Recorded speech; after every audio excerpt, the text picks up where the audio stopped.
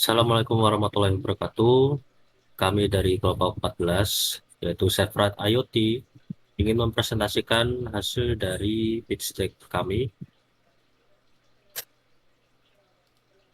Oke, jadi sebelum memulai penjelasan pada slide tersebut, kami ingin memperkenalkan anggota dari kelompok 14 ini yang terdiri dari saya, Muhammad Rizky Maulana, Saya terus Fereza ada Ardiansyah. teman saya.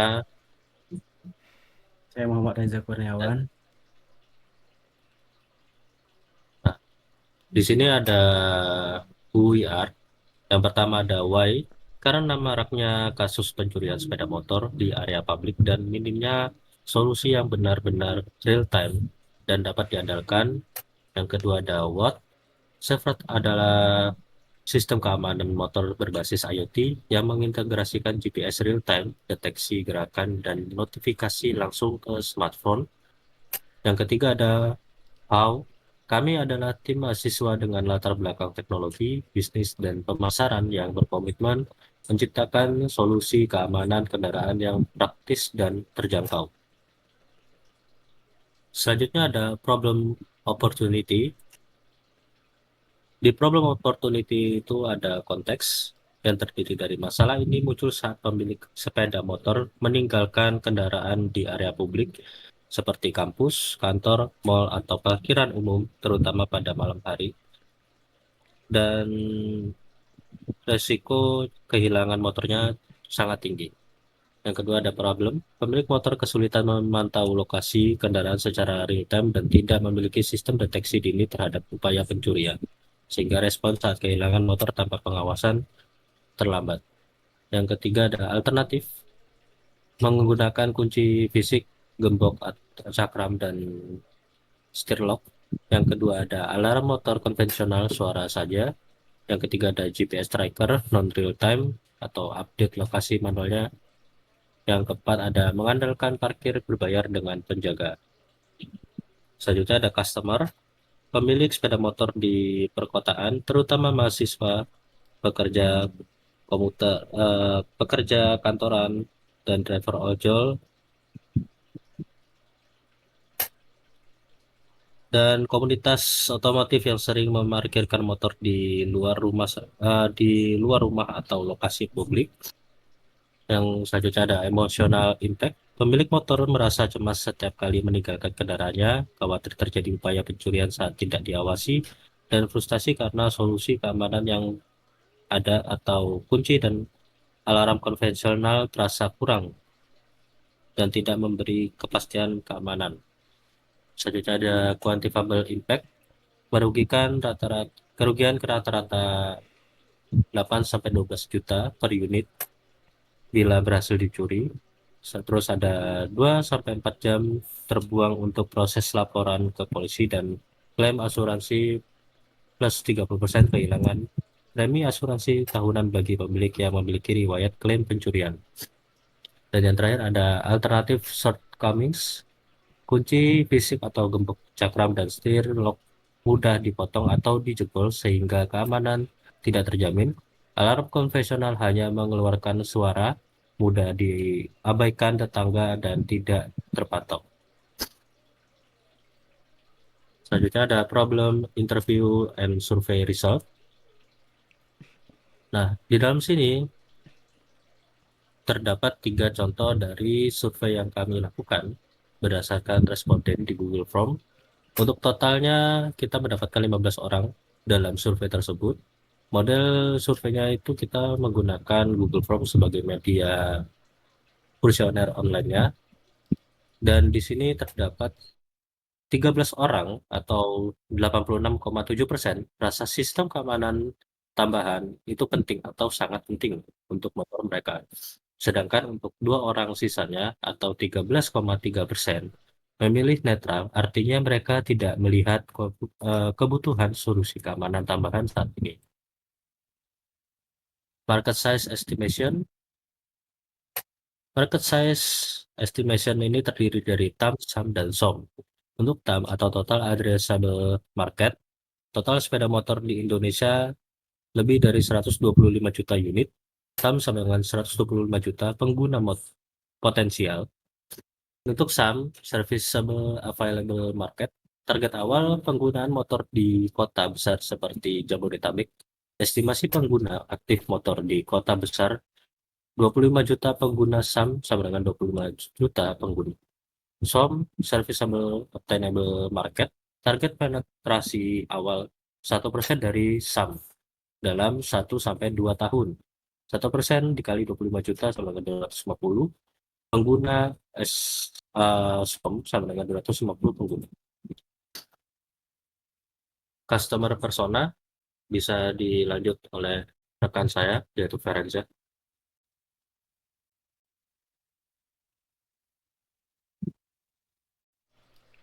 Oke, untuk bagian selanjutnya ada customer persona, yaitu di sini ada contoh bio, yaitu Andi, seorang mahasiswa berumur 24 tahun. Dia itu ojek online, khawatir dengan keamanan motor saat diparkir di luar ruangan. Untuk frustasinya, customernya ini khawatir kehilangan motornya jika tidak diparkir di tempat yang tidak aman, mengingat banyaknya kasus pencurian motor. Kemudian goalsnya di sini, customer ingin memastikan motornya selalu aman ketika diparkir di luar, terutama sebagai ia saat sibuk mencari pekerjaan saat mengojek online. Lanjut. Kemudian ada value proportional canvas. Oke, lanjut di sini untuk bagian PPC sendiri. Di sisi kanan kita ngelihat ada customer segment, yaitu Andi sebagai representatif pemilik motor perkotaan. Kemudian jobs di situ, pekerjaan yang mereka selesaikan adalah mengamankan motor di area publik dan memantaunya secara real time. Kemudian untuk pains itu sendiri seperti meliputi harga tingginya resiko kehilangan motor serta solusi keamanan konvensional yang mahal dan kurang andal. Sebagai sebentuk solusi, kemudian di situ ada pen reliever sebagai kontrol mesin jarak jauh yang intuitif. Yang poin kedua ada timeline kejadian dan alarm otomatis via smartphone. Kemudian yang poin ke selanjutnya ada Gen Creators. Jadi Gen Creators ini ada live tracking dengan uh, peta interak, desain modular, mudah dilepas pasang tanpa alat khusus, dan status baterainya. Oke, mungkin bisa dilanjut. Selanjutnya ada solution. SafeRide IoT menghadirkan sistem keamanan motor berbasis IoT yang menggabungkan GPS real-time, deteksi gerakan multisensor, dan notifikasi instan ke smartphone, sehingga pemilik dapat memantau dan merespon setiap upaya pencurian dalam hitungan detik. Untuk poin yang pertama ada real-time GPS tracking. Jadi alatnya itu bakal ngupdate lokasi setiap 5 detik ke database, serta akan langsung tampil pada peta interaktif yang berada di aplikasi mobile dan dashboard web. Kemudian poin kedua, multi-sensor detection. Ada accelerometer dan gyroscope sebagai alat untuk mendeteksi getaran atau perpindahan yang tak wajar, serta dia memicu alarm dan notifikasi push instan. Untuk benefitnya itu sendiri, dia itu lebih cepat saat deteksi ya, mempersingkat waktu respon hingga 80%, sehingga intervensi antar pengguna dengan kendaraannya dapat dilakukan secara cepat.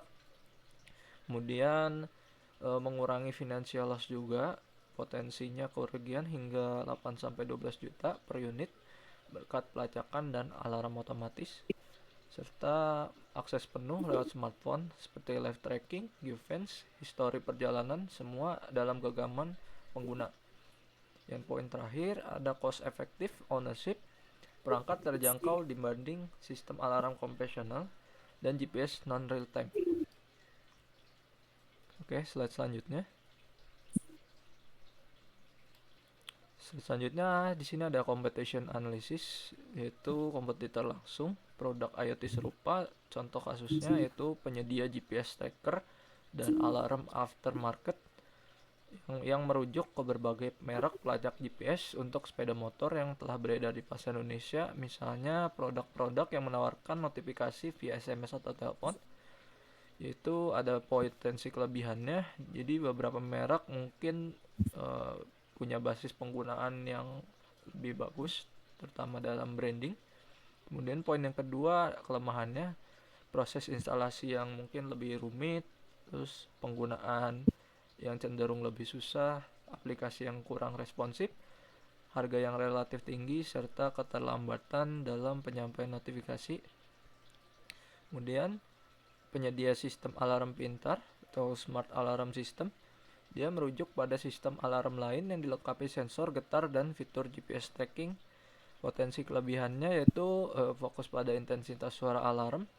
Potensi kelemahannya yaitu akurasi pelacakan GPS yang rendah, serta ketiadaan fitur live tracking pada peta interaktif dan konsumsi daya aki yang sangat tinggi. Oke, selanjutnya. Kemudian di sini ada kompetitor tidak langsung. Jadi di tabel ini kita bisa lihat kita unggul di kontrol jarak jauh interaktif dan di dashboard web interaktif yang tidak dimiliki oleh kompetitor lain. Kemudian yang kedua, kita juga menawarkan seperti autentikasi hybrid dan bermacam fitur.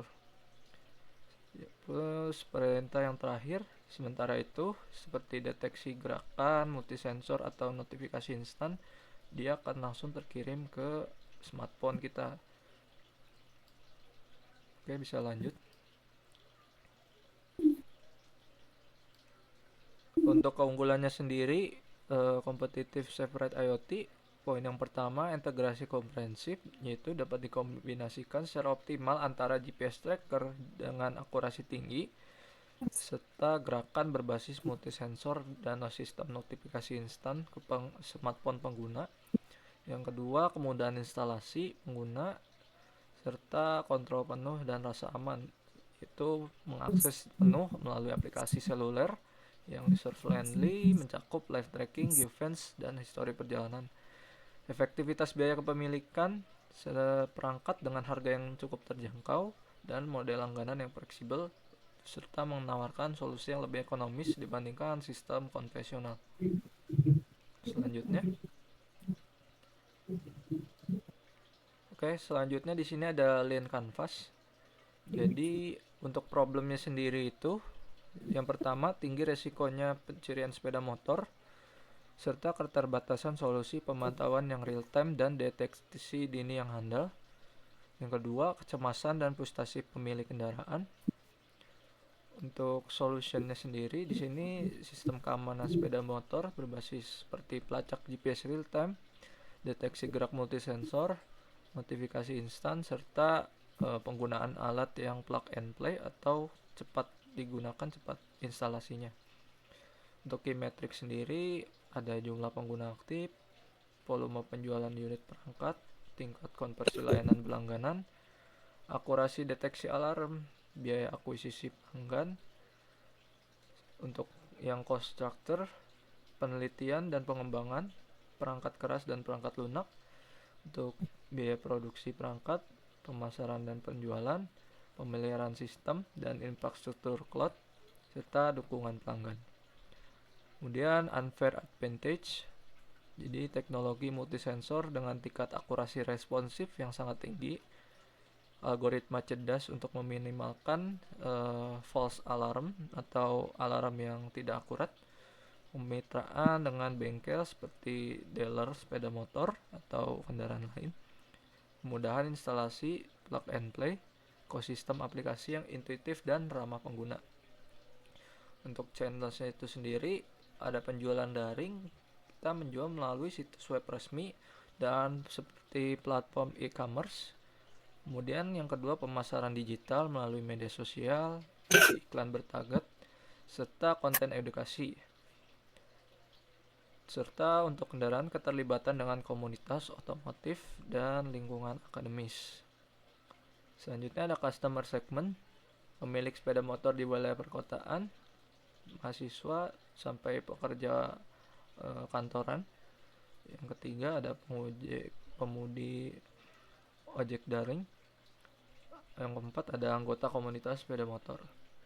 Selanjutnya ada revenue stream, penjualan unit perangkat Sevrite IoT, biaya berlangganan, bulanan, dan tahunan untuk akses fitur premium dan layanan data, misalnya seperti historik perjalanan lengkap, geofencing lanjutan. Selanjutnya, definisi MVP Sevrite IoT.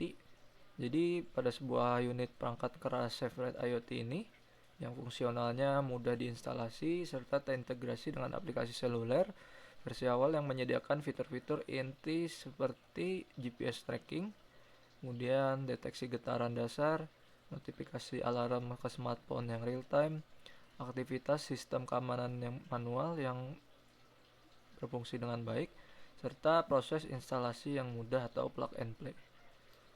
Selanjutnya,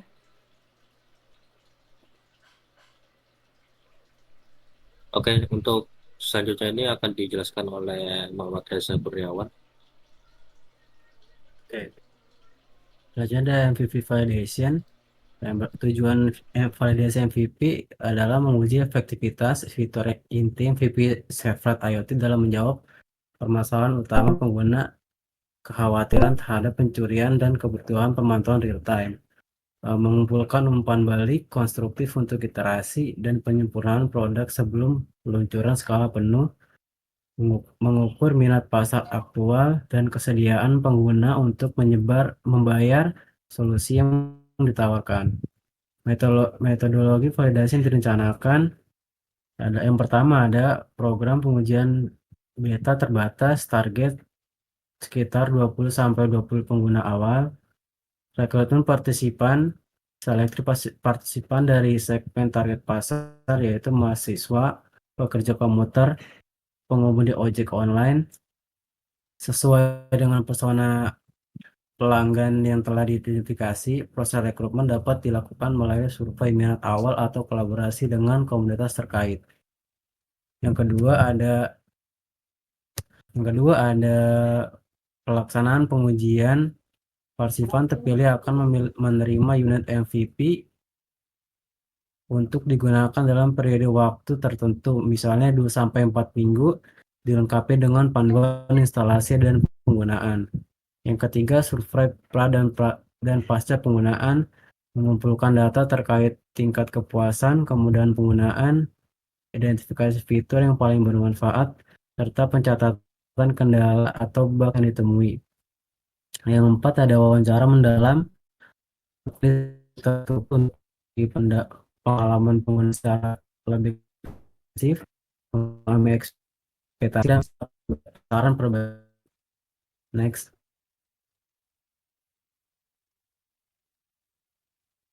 Di sini ada sales plan.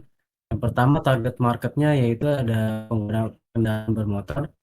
Untuk leadsnya sekitar 6.250 orang, 25% dari target market. Opportunities atau prospeknya sekitar 1.875 orang, 30% dari leads. Customersnya 625.000 sampai 1.250 pelanggan, 10 sampai 200%, 10 sampai 20% dari leads benar-benar melakukan pembelian. Boleh next. Go to market strategi.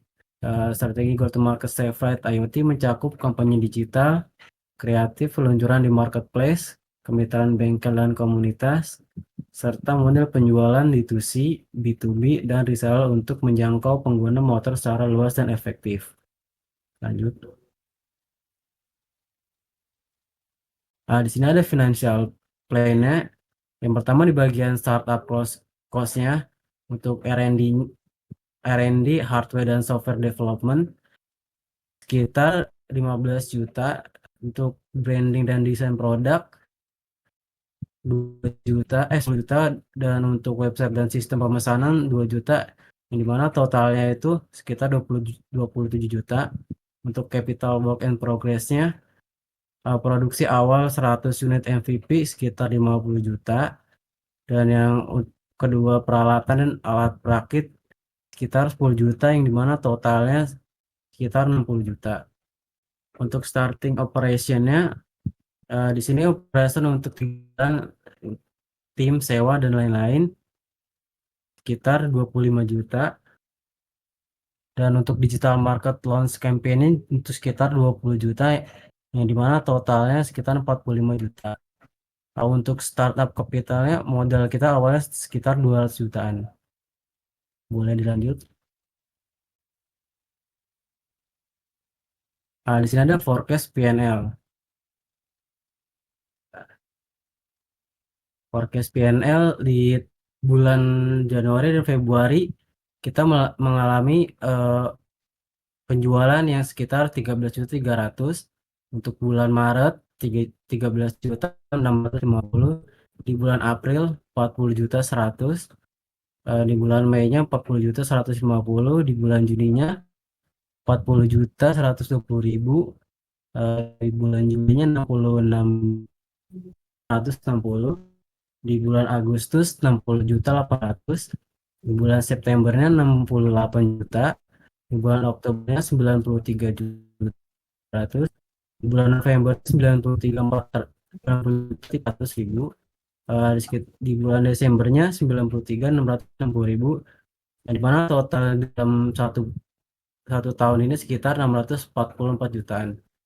Untuk cost-nya, di gross profit-nya sekitar 80.240 di bulan Februari dan Januari dan Februari.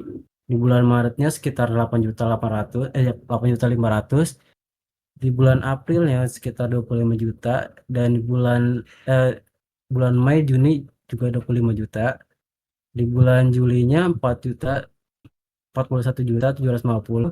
Di bulan Agustus juga seperti di bulan Juli. Untuk bulan Septembernya 41.900.000. Bulan Oktobernya 58.250.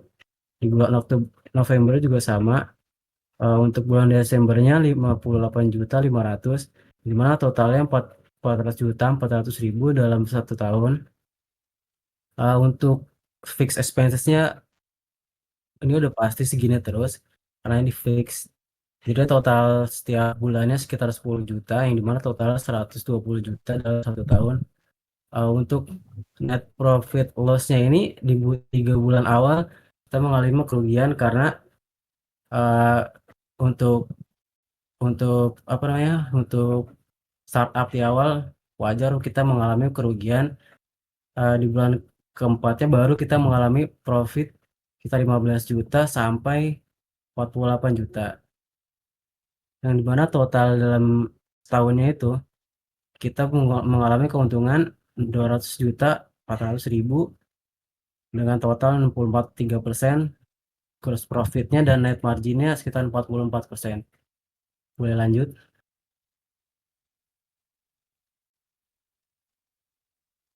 Di sini ada financial projection-nya.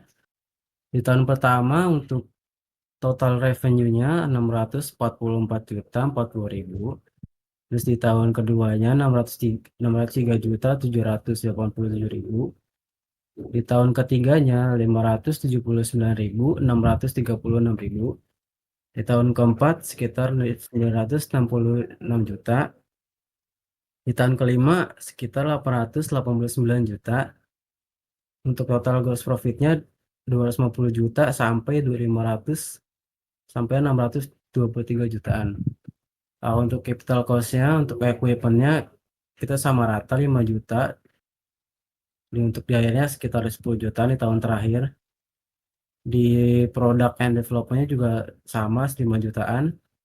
Untuk keperluan lain-lainnya di awal kita mungkin karena baru uh, produksi mungkin banyak hal yang ini, jadi sekitar 10 jutaan.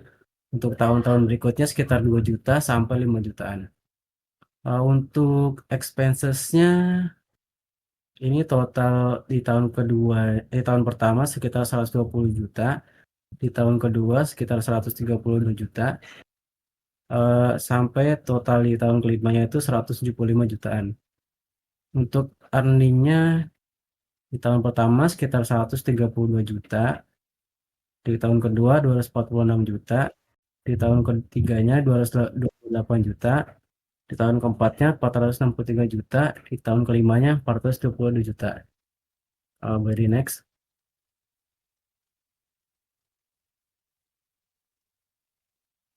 Untuk unit ekonomiknya di sini uh, revenue di tahun pertama di dalam satu tahun sekitar 644.000, untuk COGS-nya sekitar 150.000, gross profit-nya 252.525. Untuk gross profit marginnya sekitar 39%, operating cost-nya 270.000, operating profit-nya 374.000. Unit economics-nya dalam satu tahun CAC-nya 36.000, CLV-nya 220.000, AR, ARPU-nya sekitar 2.576.000. Boleh di next. Funding plan-nya, how much fund required to reach to the next level of the venture. Uh, 200 juta untuk komersialisasi awal, produksi massal terbatas, dan mencapai profitabilitas dalam 4 bulan. How much have been bootstrapped? If not, why? Uh, nol fokus pada R&D, prototipe awal, modal tim terbatas untuk skala komersial. How much can be bootstrap? 50 juta cukup untuk R&D lanjutan dan produksi batch MVP yang sangat terbatas. How much external funding required? If not, why? 12 juta diperlukan untuk akselerasi penetrasi pasar, produksi efisien, dan mengatasi kompetisi ketat. Boleh lanjut.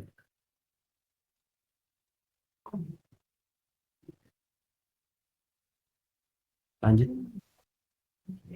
Funding plan di sini untuk sebelumnya untuk tabelnya, untuk detail tabelnya, yang di awal R&D and software development-nya sekitar 15 juta, branding dan desain produk UI UX dashboard-nya 10 juta, pengembangan website dan sistem pemesanan online 2 juta, produksi awal 100 unit MVP perangkat IoT 50 juta, pembelian peralatan dan alat perakitan 10 juta, operasional tim dan sewa selama 3 bulan awal 20 juta, kampanye digital marketing dan promosional peluncuran 25 juta, gaji tambahan staf CS atau teknis 3 bulan awal 7.500.000, legalitas dan biaya administrasi usaha 2.500.000, buffer dana darurat operasional 3 bulan 30 juta, transportasi dan logistik distribusi awal 5 juta,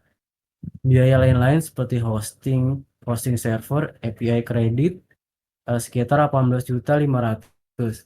Jadi total yang kita butuhkan untuk modal awal sekitar 200 jutaan. Oke, next. Baik, ini untuk tim komposisinya terdiri dari saya sendiri Muhammad Rizky Maulana sebagai CEO, selanjutnya ada Ferenza Rigiansa sebagai CMO dan Muhammad Reza Kurniawan sebagai COO. Mungkin itu saja, sekian dari kami kelompok 14 Sefrat IoT, kurang lebihnya mohon maaf. Terima kasih. Wassalamualaikum warahmatullahi wabarakatuh.